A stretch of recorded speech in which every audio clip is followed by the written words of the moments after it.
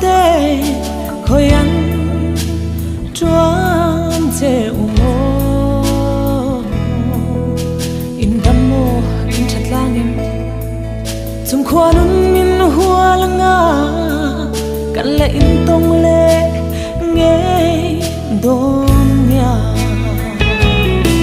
ô cả chia ô cả una lên at lang chu dang ri ma se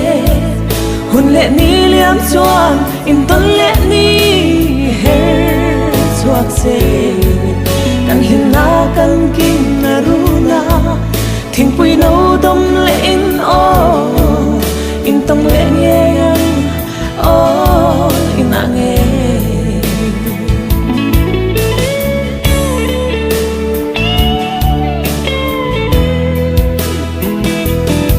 dần khoa at lai loài khi cần nu lệ gặp mang ngay cất chuông lệ quá tê mình nên thiam o mong ô in him mo in him tlang em giang một chi na hai cất ti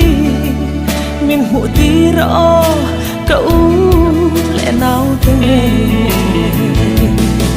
ô cất chia ô ka una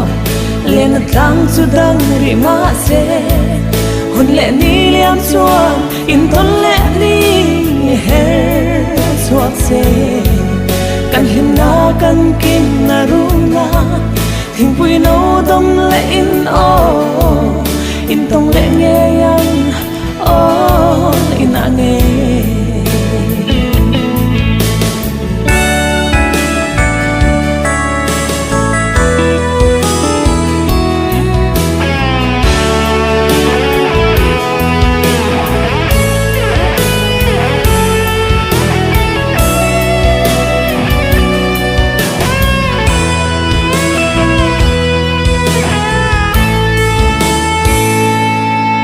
lại thay trả chú lệ chi dùng môi yang ngắt thô phê lên phần cần ngoan in lên nát la